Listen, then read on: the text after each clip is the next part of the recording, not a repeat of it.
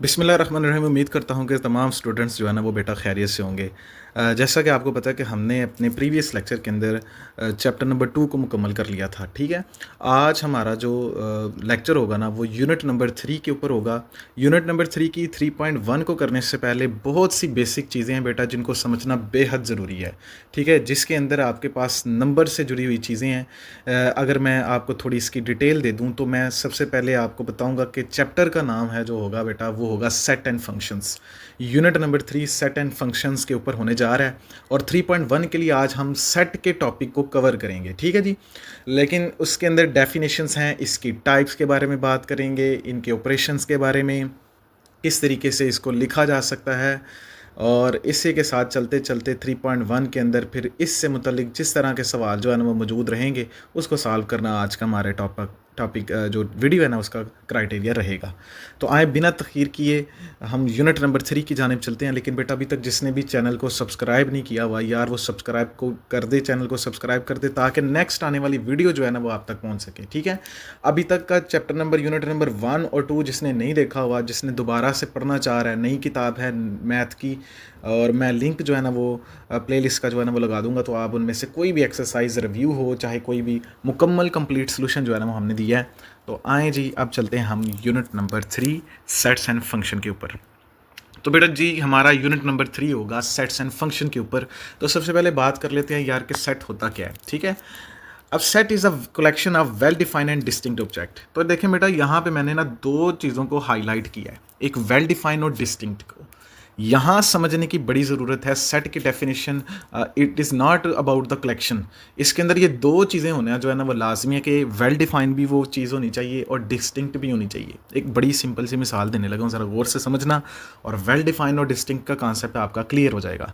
अच्छा, well defined का अगर हम बात कर दें ना तो जिसके मुताबिक हमारे पास मुकम्मल नॉलेज हो, यानी जैसे अगर मैं बात करूं किताब की तो वेल डिफाइन यानी उसकी कोई पहचान है। कोई अगर मैं उर्दू लगत के अंदर थोड़ा बताना चाहूँ ना तो हम याद है आपको कलमा और मोहमिल की बात करते थे। तो बेटा ये कलमा वाली सारी चीज़ें होंगी जिनका कोई बामुहावरा मायने रखते हों। ठीक है, जो मायने रख रहा है। ठीक है, जैसे पानी वानी वाला मामला था वो जो वानी था वो मोहमिल हो गया। तो चलें वो हम अपने दोबारा अपने टॉपिक की तरफ आते हैं। और डिस्टिंक्ट कहते हैं जो चीज़ मुख्तलिफ भी जो है ना वो हो। और मैं मिसाल देता हूँ आपको, ये थोड़ी सी ज़रा ना इसकी समझ आ जाएगी सेट की क्या होता है। अच्छा, मान लें कि जैसे मैं कहता हूँ कि अब क्योंकि मैथ की किताब की बात करेंगे तो मैं कहता हूँ सारे स्टूडेंट क्लास बैठी हुई है, तो मैंने कहा बेटा अपनी मैथ की किताबें निकालो और लाओ मेरे टेबल पे रख दो। तो सब बच्चों ने क्या किया, अपनी किताबें उठाई और टेबल पे आके रख दी। अब बेटा ये जो टेबल पे पड़ी हुई किताब है ना ये कलेक्शन है, ये सेट नहीं है। अच्छा जी सर, ये तो देखें आप वेल डिफाइंड, अब ये वेल डिफाइंड ज़रूर है लेकिन ये डिस्टिंक्ट नहीं है साथ साथ। अच्छा सर, वो कैसे डिस्टिंक्ट, फिर किस तरीके से होंगी? बेटा ये डिस्टिंक्ट तब होंगी जब अगर मैं इस तरह से कहूँ कि बेटा आप ऐसा करें कि 11th क्लास या 9th क्लास के मुकम्मल सेट की किताबें जो है ना वो मेरे टेबल पर रख रखें। तो उसमें इंग्लिश भी होगी, उर्दू भी होगी, साइंस, फिज़िक्स, केमिस्ट्री, तो ये जितनी सारी टोटल किताबें होंगी ना, तो जब ये कलेक्टिव होंगी, जब ये कलेक्शन होगी तो ये सेट होगी। वेल वेल डिफाइन होना चाहिए, चीज़ के बारे में मुकम्मल नॉलेज होना चाहिए और डिस्टिंक्ट भी होने चाहिए, यानी ये मुख्तलिफ भी होने चाहिए। एक कॉमन पॉइंट ज़रूर रहे, यानी वो बुक रहे लेकिन वो अलग बुक हो, एक जैसी ना हो। ठीक है जी, इसी तरह से पेन की मिसाल भी ले लेते हैं यार। उसके अंदर मैं डिफरेंट कलर्स के पेन अगर कह देता हूँ तो वो हमारे पास सेट होगा। अगर एक ही तरह के पेन को मैं इकट्ठा कर लूँ तो वो सिर्फ कलेक्शन होगी। ठीक है जी, इसको टिपिकली अब मैं थोड़ा सा बताता हूँ सेट के हवाले से। अब जब सेट को लिखना है ना तो जो बाहर का नंबर होगा ना हमारा उसको कैपिटल लेटर से शो करना है। ठीक है जी, सॉरी जी, यहाँ पे कैपिटल लेटर से शो करेंगे और जो सेट के एलिमेंट्स होंगे उनको हम लोअर लेटर से शो करते हैं। इट में भी ABC 1 2 3 सो ऑन जो भी चलेंगे। और जो सेट के जो मेंबर्स होते हैं उनको मेंबर्स भी बोलते हैं, एलिमेंट्स भी बोलते हैं। ठीक है, और चलें जी इसकी टाइप्स के ऊपर बात कर लेते हैं। बेटा टाइप्स बड़ी इंपॉर्टेंट और एक एक करके डिटेल से टाइप बताने जा रहा हूँ। यकीन करें ये लेक्चर आपके लिए बड़ा इंपॉर्टेंट होने जा रहा है। और अभी जिसने अभी भी देखें वीडियो वो ज़रूर देख रहा है लेकिन सब्सक्राइब का बटन को उसने नहीं दबाया हुआ, तो बेटा ये जो है ना सब्सक्राइब कर दें और फिर आएँ जी हम इन टाइप्स के ऊपर जो है ना वो बात करते हैं। सबसे पहले आता है फाइनाइट सेट और इनफाइनाइट। फाइनाइट और इनफाइनाइट एक दूसरे के ना मुतरातिफ उल्ट हैं। ठीक है नहीं, ये किस तरीके से, जैसे देखें उसके अंदर कहता है set with the limited number of elements मैंने बताया ना 1 2 3 जो चीज़ें हैं, और उसमें अनलिमिटेड नंबर्स होंगे तो वो हमारे पास क्या होगा, वो इनफाइनाइट सेट होगा। मिसालें मैंने इनकी आगे जो है ना वो लिख दी हुई हैं, ये आसानी के साथ आप समझ सकते हैं। इसी तरह से एम्प्टी सेट होता है जिसके अंदर कोई भी एलिमेंट नहीं होता। यहाँ पे एक सवाल जो है ना वो जनरेट होगा, वो ज़रा उसके ऊपर मैं सोच रहा हूँ कि एक अलहदा से जो है ना उसके ऊपर वो वीडियो बना दी जाए, तो वो फिर आप सब्सक्राइब किया होगा तो आपको पता चल जाएगा कि वो वीडियो कौन सी होगी। इसी तरह से चौथे नंबर पे बेटा आता है हमारे पास यूनिवर्सल सेट, और इसके अंदर वो कहता है कि set of all element in a particular context. अच्छा ये ना मिसाल देता हूँ इसकी भी, यूनिवर्सल सेट की क्या चीज़ें हैं। जैसे देखो पुत्र, अगर मैं ना अल्फ़ाबेट कह देता हूँ ए से लेकर जी तक मेरे पास एक सेट है, और मैं उसका सब सेट लिखता हूँ, सब जहाँ लग गया ना इसका मतलब है वो ऊपर वाले का हिस्सा है, सब ग्रुप ग्रुप का हिस्सा, सब सेट सेट का हिस्सा, ठीक है। ये इस तरीके से ये चीज़ें जो है ना वो चल रही होती हैं। और अगर मैं कह दूं कि जी ए बी सी है, उसमें से मैंने ए बी सी चूज़ कर लिया है, तो ये इसका मतलब फिर ये हुआ कि universal set A B C के लिए कौन सा हुआ, टोटल ए बी सी, मुकम्मल ए बी सी। इसी तरह से उसमें से मैंने वावल्स निकाल लिए ए ई आई ओ यू, तो सर उसके लिए यूनिवर्सल जो सेट होगा वो टोटल ए बी सी होगी। तो यूनिवर्सल सेट ऐसा होता है जिसमें से दूसरे सेट निकाले जा सकें, सब सेट देने वाला, ठीक है जी।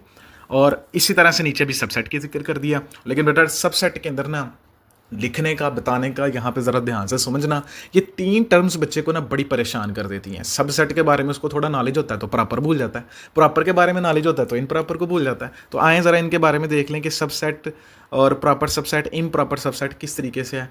तो ये मैं एक एक मिसाल के साथ वजाहत करता हूँ, इसकी भी वीडियो के अंदर बेटा बने रहिएगा। आपको अगर समझ आ रही है, जहाँ कोई कन्फ्यूजन होगी कमेंट करके मुझसे दोबारा आपने जो है ना वो पूछ लेना है, ठीक है जी। अब सबसे पहले सबसेट की डेफिनेशन करने जा रहा हूँ, ज़रा ध्यान से सुनना।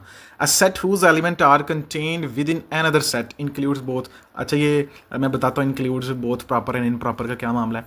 सबसेट के ऊपर मैंने पहले भी बताया कि यार ये हिस्सा होगा, ठीक है। अब वो हिस्सा किस तरह का होगा उसके ऊपर फिर ये इसकी 2 टाइप्स आगे आ जाती हैं, प्रॉपर और इनप्रॉपर। सबसे पहले प्रॉपर की बात करता हूँ, कहता है ये ऐसा सबसेट होता है जिसके अंदर not equal to the original set, यानी ये यहाँ पे जो है ना वो एलिमेंट्स जो होते हैं ना वो ओरिजिनल सेट के बराबर नहीं होते। और इम्प्रॉपर वो होता है जिसके अंदर वो ओरिजिनल सेट के बराबर हो जाते हैं। मिसाल से बात करेंगे, यार ऐसे तो हमें समझ नहीं ना आती, तो देखिए मिसाल किस तरीके से होगी।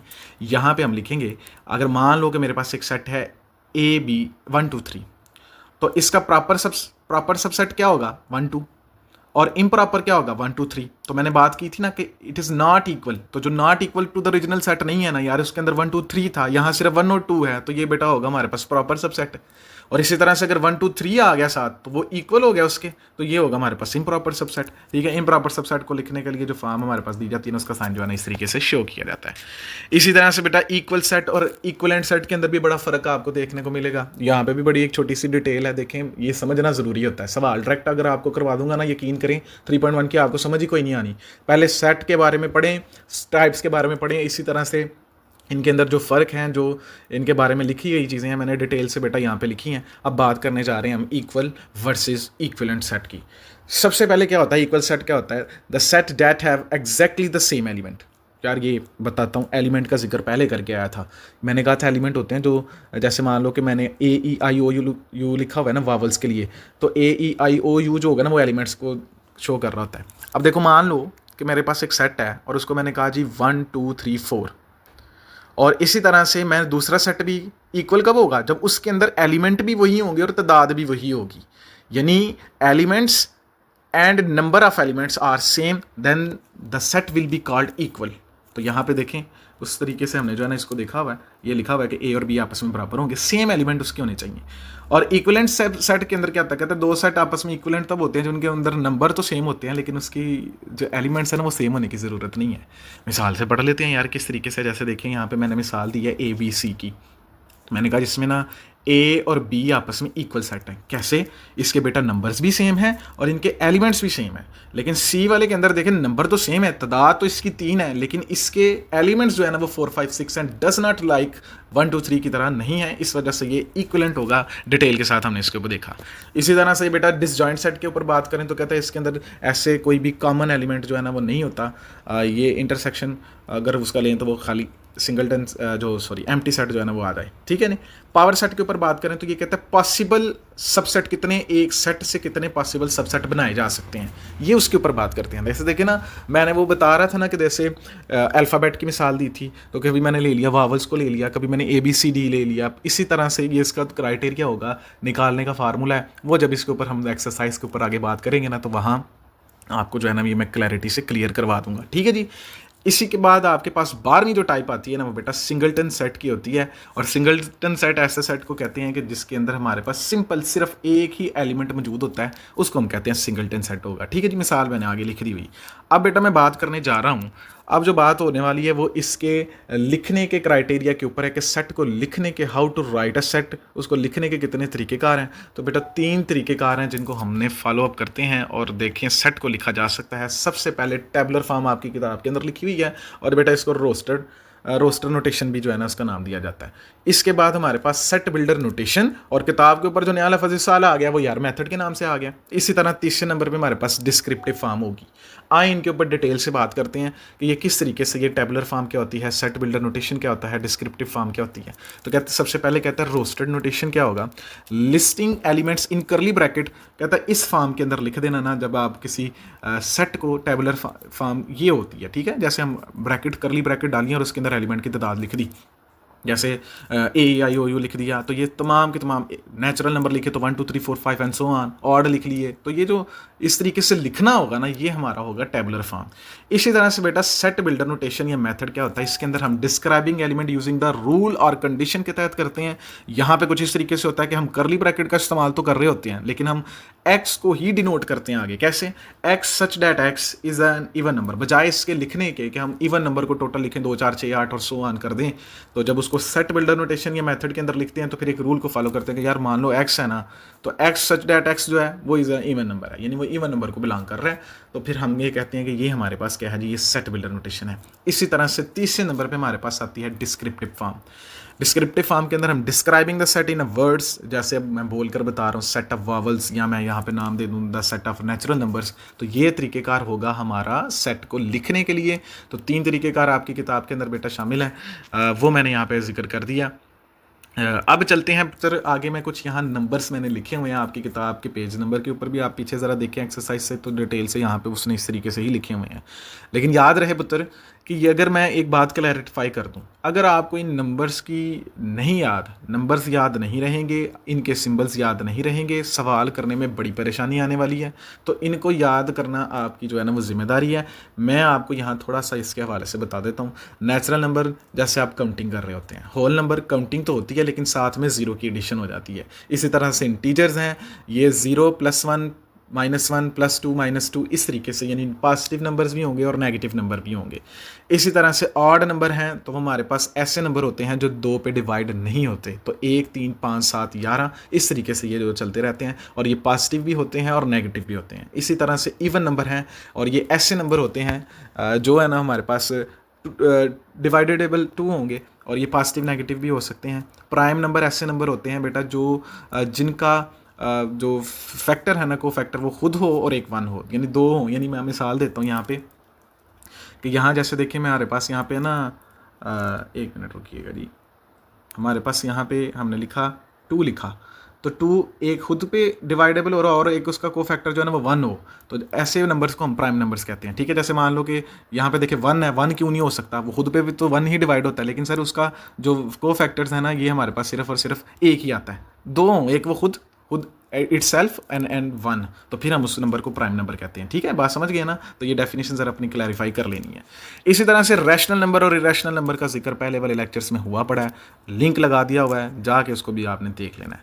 और real numbers, it is the union of rational and irrational number के ऊपर बात हमने की हुई है, रियल नंबर्स के ऊपर भी। बेटा एक बात थोड़ी सी ना यहाँ पर डिस्कस करने वाली है। इंटीजर्स के अंदर ना याद रखिएगा, ये 1 के बाद 2 आता है, -1 के बाद -2 आता है, लेकिन रियल नंबर के बाद ना 1 के बाद 1.1, ठीक है, 1.2 इस तरीके से नंबर्स आते हैं। डेसिमल्स रैशनल इरेशनल में नंबर्स होते हैं। तो चलें आए जी आगे चलते हैं, मूव करते हैं हम आगे हमारी एक्सरसाइज 3.1 के ऊपर बिना तखीर किए। और पहला सवाल वो क्या कहता है, आपकी सामने है स्क्रीन के ऊपर, right the following set in a set builder notation के अंदर इसको लिख दें जी। उसने बारी बारी करके हर एक की डिटेल बता दी हुई है, और अब हमने क्या करना है, मैंने आपको ये सेट बिल्डर नोटेशन के अंदर लिखना सिखाने वाला हूँ। ठीक है जी, ये तकरीबन हमारे पास 9 जुज़ें जो है ना वो इसकी होंगी, और सबको हम कम्प्लीटली सॉल्व करने की कोशिश करते हैं। चलें जी, सबसे पहली वाली जुज़ आप जुज़ को देखें जी, किताब अपने सामने रखिएगा, लिखा हुआ है 1 4 9 16 25 36 484, और ये एक तरतीब को फॉलो कर रहा होगा यकीनन। अब देखते हैं कि कौन सी तरतीब है इसके ऊपर और क्या इसके माजरा है। अब देखिए यहाँ पे ना सारे सवालों का जवाब जो है ना वो इसके नीचे सोल्यूशन के अंदर लिखा हुआ है।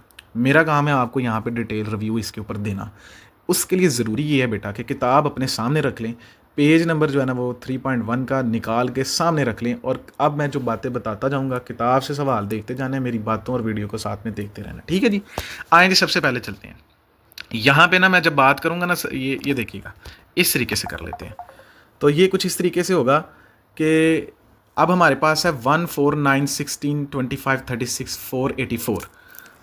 क्या है जी? एक्स सच डेट एक्स, ये एन के स्केयर के फॉलोअप हो रहा है। जैसे देखिए ना, हमारे पास एन है तो 1 है पहला, अगर मैं 1 लेता हूँ मान लें, तो 1 का स्केयर करूँगा तो 1 आएगा, फिर 2 का स्केयर करूँगा तो 4, 3 का स्केयर करूँगा तो 9, 4 का स्केयर करूँगा तो 16, 5 का स्केयर किया है तो 25, 6 का किया है तो 36। तो देखेंगे ना इस तरतीब को फॉलो कर रहा है कि नहीं कर रहा। एन का स्केयर तो इसके अंदर मौजूद है। अच्छा जी, ये 1 2 3 फॉलो हो रहा है तो ये नेचुरल नंबर के साथ है। पीछे मैंने बताया ना नंबर्स को याद करना बड़ा ज़रूरी है, तो नेचुरल नंबर ज़हन में होना चाहिए कि सर ने हाँ बताया 1 2 3 4 5 तो ये नेचुरल नंबर है। तो इसको लिखने का तरीकाकार क्या होगा? बड़ी आसानी के साथ X such that X that is equal to N square के पैटर्न को फॉलो कर रहा है सीक्वेंस को, और एन बिलोंग कर रहा है नेचुरल नंबर के साथ। लेकिन नेचुरल नंबर कहाँ से? 1 से लेके 22 तक। वाई 22? क्योंकि 22 का जब आप स्केयर करेंगे तो that is equal to 484। Okay, समझ आ गई? ध्यान से समझ आइए इसकी। आगे की तरफ मूव करते हैं। सेम काम 2 4 8 16 इस तरीके से ये 56 तक चल रहा है। तो हम लिखेंगे एक्स सच डेट एक्स, इसके अंदर भी नेचुरल नंबर 1 से लेकर 8 तक फॉलोअप हो रहे हैं, लेकिन यहाँ पे जो उसका सीक्वेंस है ना वो 2 की पावर n है। ठीक है, पहले 2 की पावर देखें, हमारे पास 1 आया तो 2 ही हो गया, 2 की पावर 2 किया तो 4 हो गया, 2 की पावर 3 किया तो 8 है, 2 की पावर 4 किया तो 16। तो ये फॉलोअप जो है ना इस सवाल को जो है ना वो कर दिया। इसी तरह से हमारे पास देखें प्लस माइनस के अंदर ये हमारे पास जो आ रहे हैं ना ये इंटीजर्स हैं, और जी के साथ इसको जो है ना वो शो किया जाता है। तो कहता है -1000 से लेकर ना +1000 तक जो है ना ये हमारे पास इंटीजर्स हैं। तो सवाल नंबर 3 उसने ऐसे हल किया हुआ है। सेम आगे 6 12 18 120 तक चला हुआ है। ये भी भाई नेचुरल नंबर ही है, लेकिन इसके अंदर जो सीक्वेंस फॉलो हो रहा है ना वो 6n है, यानी आपके पास नेचुरल नंबर तो है ही है लेकिन वो 6 से मल्टीपल करके लिखे हुए हैं। तो आप मैं आसान लफ्ज़ों में कहूँ ना तो ये 6 का टेबल है, 6 1 the 6 6 2 the 12 6 3 the 18 and so on. तो ये हमारा सवाल कुछ इस अंदाज से लिखा जाएगा। मैंने पहले ही कहा था बेटा ये कंप्लीट नोट्स होने जा रहे हैं और पूरी की पूरी एक्सरसाइज हम इस तरीके से हल करेंगे। और ये देखें बड़े आसानी के साथ आप इसको नोट भी कर सकते हैं, अपने कापी पे बनाएं। मैं तो आपको ये मशवरा दूंगा कि अपने नोट्स जो है ना वो साथ साथ एक्सरसाइज को समझा करें और उसको लिख लिया करें। ठीक है, इसके बाद हमारे पास सवाल नंबर 5 की जानिब चलते हैं और वहाँ पे वो कहता है कि देखें 100 102 104 एंड 400 तक ये काम गया हुआ है। अब ये हमारे पास ना होल नंबर है, ठीक है, लेकिन होल नंबर के अंदर 100 प्लस हो रहा है और उस होल नंबर के साथ 2 मल्टीपल हो रहा है। तो इस दफ़ा सीक्वेंस जो बन रहा है ना वो हमारे पास बन रहा है हमारे पास 100 प्लस 2n, और जो होल नंबर जा रहे हैं वो 0 से लेकर 150 तक जा रहे हैं। ठीक है, तो इस तरीके से हमने जो है ना इस सवाल को जो है ना वो देखा। इसके बाद हमारे पास सेम काम, देखो पुत्र सीक्वेंस ही चेंज होने हैं यार, ये याद भी करने पड़ने हैं, आपको ध्यान भी रखना पड़ना है। पहली दफ़ा में बिल्कुल समझ नहीं आ जाती, बस याद रखिएगा, चीज़ों को देखकर समझने की कोशिश करेंगे तो पेपर में सवाल आप कर लेंगे। आपको पेपर इसी किताब में से आना है, इसकी एग्जांपल्स को भी देखिएगा ताकि जब आप एग्जाम्स कर रहे हो तो आपको किसी किस्म की भी गलती ना लगे। इसी तरह से 1 3 9 27 28 81 है, तो ये 3 की पावर n वाले सीक्वेंस को फॉलो कर रहा है और ये होल नंबर से बिलोंग कर रहा है।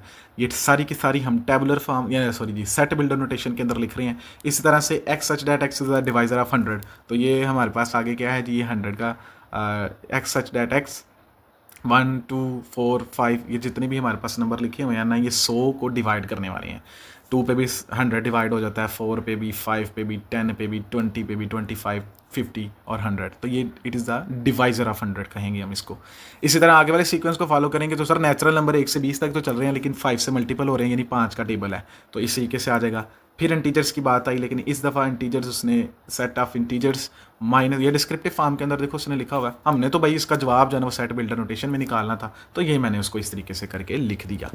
नेक्स्ट सवाल की जानिब चलते हैं पुत्र। यहाँ पे लिखा हुआ है right each of the following set in tabular form. मैंने टेबुलर फॉर्म के अंदर डिटेल से बताया किस तरीके से टेबुलर फॉर्म को आपने देखना है, टेबुलर फॉर्म किस तरीके से लिखी जाती है, करली जो हमारे पास ब्रैकेट्स होती हैं उसके अंदर इसके आंसर लिखे जाएंगे। वेरी सिंपल और आसान तरीके से इसके आंसर भी करते हैं। जैसे देखिए पहला सवाल है, कहते हैं X such that X is a multiple of 3, 3 का मल्टीपल होना चाहिए और जो एक्स है ना वो 36 के बराबर आ जाए लेकिन इससे आगे ना जा पाए। ये जो नीचे यहाँ पे साइन दिया हुआ ना, इसका ये इक्वल का साइन लिखा हुआ है ना नीचे, इसका मतलब होता है कि इधर तक रहना है, और अगर ये इक्वल का साइन ना होता तो इसका मतलब होता है कि इससे पीछे की बात करनी है। तो आए इसका जो है ना हम लिखते हैं, ज़रा ये देखिएगा किस तरीके से होगा। यहाँ पे फिर मैं इस तरीके से लिख दूंगा कि that is equal to 3 6 9 table पढ़ रहा हूँ ना, और ये टेबल इस तरीके से मूव करता करता 36 तक चला जाएगा। ठीक है, तो ये हमारा पहले सवाल का आंसर है।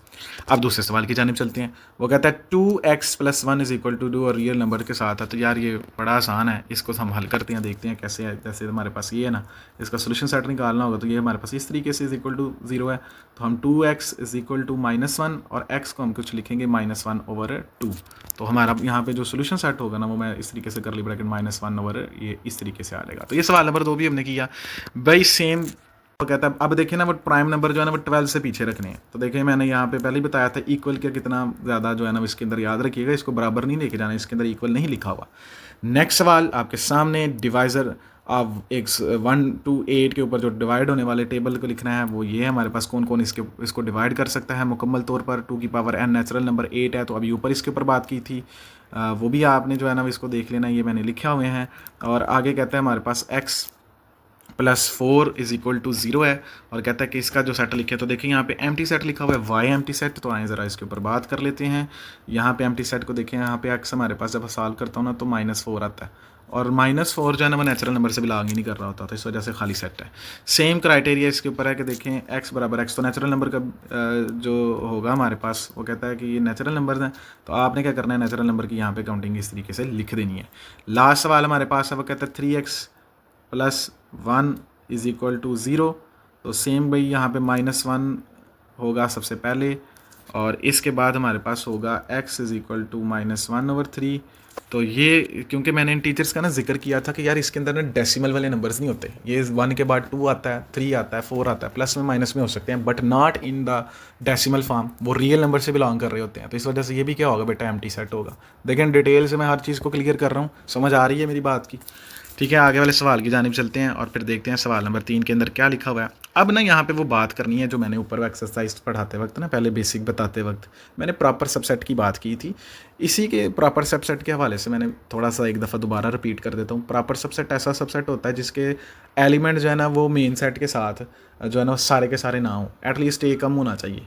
और इम्प्रॉपर वो होता है जिसमें मुकम्मल वही एलिमेंट्स आ जाते हैं नीचे वाले के साथ। तो यहाँ उसने कहा कि आप इसके प्रॉपर सबसेट लिखने हैं, इसका मतलब है कि मुकम्मल तो नहीं लिखना उसको, उसके एक कम से कम एक हिसाब से जो है ना वो कम लिखना है। जैसे देखें ABC लिखा हुआ है ना, तो पहले का आंसर मैंने क्या लिखा, आप समझ आ जाएगी। The proper of subset of ABC are AB। अच्छा, इसका आंसर BC भी हो सकता है। तो ये मैं जो सवाल निकाला है ना, ये BC भी इसका आंसर हो सकता है, वो भी कोई आपका पेपर के अंदर गलत नहीं करेगा। लेकिन मैं किताब को फॉलो कर रहा हूँ तो उसके जवाब मैच करके बता रहा हूँ, ताकि किसी किस्म का हर जो क्राइटेरिया स्कूल के अंदर जो फॉलो होता है वो आपको गलती ना उसके अंदर लगे। इसी तरह से प्रॉपर सबसेट ऑफ 0 1 का जो होगा वो हमारे पास 0 1 आ गया। इसी तरह से नेचुरल नंबर है, अब देखो इसका आंसर हो सकता है इवन भी हो सकता है, ऑड भी हो सकता है, क्योंकि वो नेचुरल नंबर का हिस्सा है। इवन नंबर ऐसे जो 2 पे डिवाइड नहीं हो रहे, और सॉरी इवन जो 2 पे डिवाइड हो रहे हैं, ऑड जो 2 पे डिवाइड नहीं हो रहे, तो मैं उसकी बजाय इसको 1 2 भी लिख सकता हूँ। प्रॉपर सबसेट ही बताना है ना। इसी तरह इंटीजर्स का अगर ये मेरे पास क्राइटेरिया है तो इसके लिए भी मैं 1 2 कह सकता हूँ, माइनस में 1 -1 2 कह लूँ। लेकिन किताब को फॉलो करना है, किताब के जवाबात को देख रहे होना है। तो आप जिस तरह से मर्जी बेटा इसका आंसर लिखें तो गलत नहीं होगा, बस आपकी शर्त ये होनी चाहिए कि आपने क्या करना है जी, इसके क्राइटेरिया को फॉलो अप करना है। तो नेक्स्ट 3 सवाल मैंने आप पे छोड़े, ये आगे रैशनल को जिक्र करता है और फिर रियल नंबर का जिक्र होता है। फिर हमारे पास जो है ना वो जिस तरह से भी ये लिखा हुआ है वो रैशनल है, हमारे पास 0 1 होगा तो किस तरीके से, तो बड़ा आसान है। देखो मेनली सवालों का जवाब जो है ना मैंने 1 और 2 ही जो है ना वो निकाला हुआ है, तो ज़्यादा आसानी से चीज़ें ना वो समझ आ जाएंगी। आगे सवाल नंबर 4, is there any set which has no proper subset, if so named set. यार ऐसा कौन सा सेट है जिसका प्रॉपर, भाई जो खुद ही खाली है उसका आगे सेट क्या होगा, ठीक है, उसका प्रॉपर सेट कैसे हो सकता है, तो फिर इसका जवाब होगा यस, और वो होगा एम्प्टी सेट। ओके, बात समझ गए। अब वो कहते हैं ऊपर वाले में फ़र्क बताएं, ये ए और इसके अंदर जो है दोनों सेट के अंदर फ़र्क बताएं। तो ए बी जो है ना इसके अंदर हमारे पास एलिमेंट की तादाद 2 है, एक ए और बी, जबकि हमारे पास ये जो दूसरी टर्म है ना उसके अंदर हमारे पास एलिमेंट की तादाद 1 है, क्योंकि ये देखें कंबाइनली लिखा हुआ है, ये अलग नहीं लिखा हुआ, उसने एक तो ब्रैकेट इस तरीके से लगाई है और फिर अंदर ब्रैकेट जो है ना उसने लगाई हुई है। तो बड़ा सिंपल सा आंसर आपने इसका लिख देना है, पहले वाले के अंदर 2 एलिमेंट है और दूसरे वाले के अंदर 1 एलिमेंट मौजूद है। इसी तरह से सवाल नंबर 6 की जानिब चलते हैं। सवाल नंबर 6 के अंदर ना अब पावर सेट का जिक्र करना है, और पावर सेट किस तरीके से निकालने के लिए वो कहता है, तो यहाँ पे ज़रा ना समझने की ज़रूरत है। यहाँ पे मैंने कहा था कि पावर सेट निकालने का एक फार्मूला फॉलोअप होता है, आपको पता चलेगा कि किसी भी सेट के कितने पॉसिबल प्रॉपर सेट बन सकते हैं, पावर सेट उस चीज़ का नाम है। और हमने जो है ना इसको निकालने के लिए जो फार्मूला फॉलोअप होता है ना वो मैथमेटिकली 2 की पावर n होता है। मिसाल के तौर पर ये देखें ना एम्प्टी सेट है, तो ये इसका कोई एलिमेंट ही नहीं है, तो जब हम यहाँ पे लिखेंगे 2 की पावर 0 तो हमारे पास कितना आया 1, तो इसका मतलब है एक ही इसका जो है ना वो प्रॉपर सेट बनेगा। इसी तरीके से नंबर्स की तादाद ही हमने बतानी है बेसिकली। आगे वाला देखें हमारे पास क्या होगा, 2 की पावर n, तो यहाँ पे 2 की पावर 4 2 करूँगा तो ये हमारे पास कितना आ गया 4। तो सेम जस्ट हमने क्या करना है, 2 की पावर n और कैलकुलेटर की मदद से मैंने जो है ना ये निकाले हुए हैं। आप इनको देख कर ज़रा बात को ध्यान से समझ लेना। लास्ट सवाल हमारा 7वां, इसके अंदर अब हमने तादाद नहीं बतानी, इसके अंदर हमने अब प्रॉपर सेट निकाल के बताने हैं। ठीक है, वो किस तरीके से होते हैं। सबसे पहले तो देखो ना 4 होंगे ना, 2 की पावर 2 है तो 4 तो आएंगे। तो सबसे पहले इसका जो सीक्वेंस फॉलो होता है ना, जो स्ट्रक्चर है, पहले लिखते हैं हम खाली, फिर एक एक करके देखिए n 9 और 11 और फिर दोनों को जमा। ठीक है, ये 2 के लिए हो गया। अब ये 4 वाला समझिएगा, इसके अंदर ना मैं ट्रिक एक बता देता हूँ जो बड़ी आसानी के साथ आपको समझ आ जाएगी। पुत्र कभी रिपीट नहीं करना, सिंगल लेना है, फिर एक एक की, फिर डबल करना है, फिर ट्रिपल करना है और लास्ट पे 4th के लिए लिख देंगे हम। लेकिन बेटा कभी रिपीट करके एलिमेंट को वापस नहीं लेके आना। जैसे बताता हूँ मैं कैसे लिखा हुआ है। जैसे देखिए ना, यहाँ इसी सवाल को हल करते हैं और आपको जो है ना 4/4 की समझ आ गई तो आगे वाले तो फिर 3 और 2 वाले हैं तो वो आसानी से इसका क्राइटेरिया समझ आ जाएगा। पहले खाली सेट, बात ठीक है सर आपकी, फिर एक एक करके लिखते हैं, जमा, माइनस, मल्टीप्लाई एंड डिवाइड। ये एक एक वाला मुकम्मल हो गया। अब डबल करते हैं इसको, तो पहले प्लस माइनस यानी पहले वाले को जमा किया, फिर पहले तीसरे को जमा किया, फिर पहले चौथे को जमा किया, पहला दूसरा, पहला तीसरा और पहला चौथा। तो यानी पहले के साथ अभी आगे चल रहे हैं। अब देखो रिपीट नहीं करना, अब दूसरे की तरफ आएंगे, दूसरा, तीसरा, दूसरा, चौथा। इसी तरह से आगे देखें, मल्टीप्लाई करेंगे और फिर हमारे पास तीसरा और चौथा। अब देखो मैंने रिपीट नहीं किया उसको, मैं यानी ये नहीं किया कि तीसरा पहला कर दूं, तीसरा दूसरा कर दूं। तो इसी तरह से आगे अब 3 की बारी है। तो पहले वाले हमारे पास पोजीशन होगी प्लस, माइनस और मल्टीप्लाई, पहला दूसरा तीसरा। और फिर आगे वाले के लिए होगी हमारे पास प्लस, माइनस और डिवाइड, पहला दूसरा और चौथा। फिर हमारे पास होगा पहला तीसरा और चौथा, फिर हमारे पास होगा दूसरा, तीसरा और चौथा, और लास्ट पे हमारे पास सारे के सारे आ जाएंगे। ठीक है, मैं आपको एक सवाल देता हूँ, आप इसको जो है ना वो अपनी कॉपी पे करके जो है ना वो मुझे कमेंट में डन लिख देना कि सर हमने जो है ना ये इसके भी पावर सेट आप बना के मुझे दें। इसी तरह से हमारे पास ये पावर सेट है, ये हमारे पास ये इस तरीके से एम्प्टी सेट है, खुद एम्प्टी होगा, एक एलिमेंट आ गया ना हमारे पास, तो इस तरीके से इसको लिख देंगे। इसी तरह से पावर सेट आप देखेंगे, ये 2 एलिमेंट है भाई, इसके 4 ही बनेंगे, पहला फिर दूसरा, फिर हमारे पास ये खाली पहला और दूसरा और फिर 3 दोनों इकट्ठे सेम। तो बेटा ये थी हमारी 3.1। देखो जिसको मैंने डिटेल के साथ, बच्चे कोई है ही नहीं यार इसके अंदर कोई ड्रॉबैक्स देखें, अगर नज़र आते हैं तो आप कमेंट कर देना, आगे उससे बेहतर वीडियो बनाने की कोशिश करेंगे। लेकिन 3.1 का जो मैंने सेट का नॉलेज आपको प्रॉपरली दिया है, उसके अंदर अगर कोई रह गया मसला, क्लैरिटी नहीं हो रही, तो बेटा आप मुझसे पूछ सकते हैं। तब तक के लिए अपना ख्याल रखिएगा। अल्लाह हाफिज़। और लाइक सब्सक्राइब तो शेयर तो दुआवां इंशाअल्लाह ताला। अपना ख्याल रखें। अल्लाह हाफिज़।